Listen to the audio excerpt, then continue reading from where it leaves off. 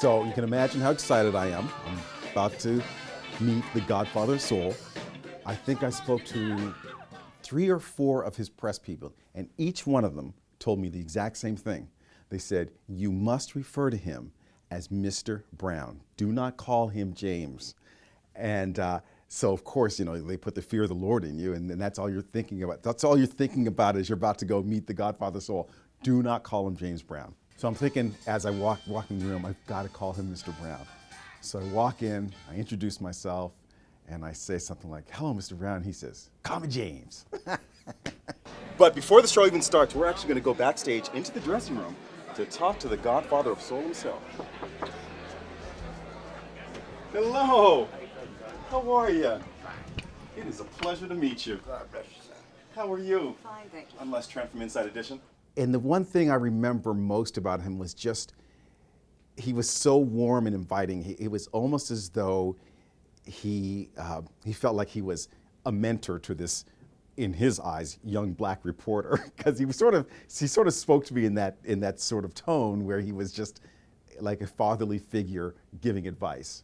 People say that you look incredibly young, especially out there. I mean, obviously this keeps you young. I thank God and her keep me young. We got a beautiful little son, so I think the mixture is great, and thank God for that. But thank you for the compliment. You ever get tired of it? Well, I get tired if the business don't go correct, you know. On somebody I really go through it with is me and Mr. Bobbitt over there, my manager. We want to do things, and you know, we want to do things 25 years ago that just happened today. I mean, you know, people don't move fast, you know, not when it's positive. Right. They move fast when it's negative, you know, but we want to do what we can to keep things straight. And I watch Inside Edition a lot too, my wife. Excellent. Yeah, we watch it a lot. It's great, and very informative, and very educational and entertaining too. And we love you over there. Do you think you'll ever retire? Yeah, I'll retire when God put the last breath, put the last breath out of me. Now I may not be jumping across the stage because your legs go, because I was an athlete and your legs leave.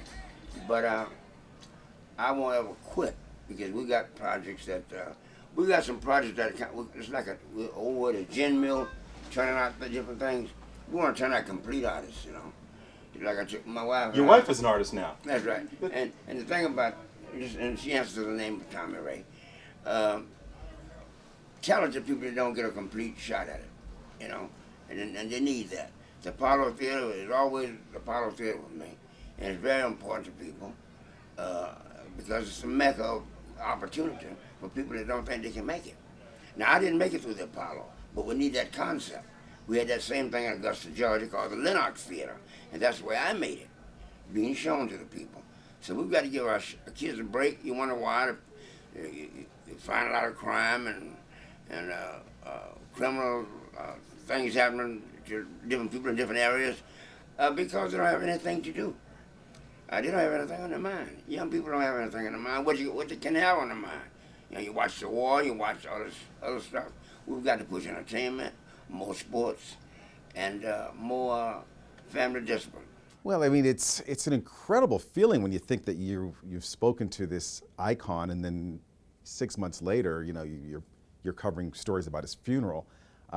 It was sometimes in this job you just pinch yourself. You say, "Wow, I can't believe that I met this person. I can't believe I was sitting right across from them, and how warm and engaging they were." And it's just it's you know, it's a bittersweet feeling to meet somebody who is such an icon and then to lose them so soon afterwards.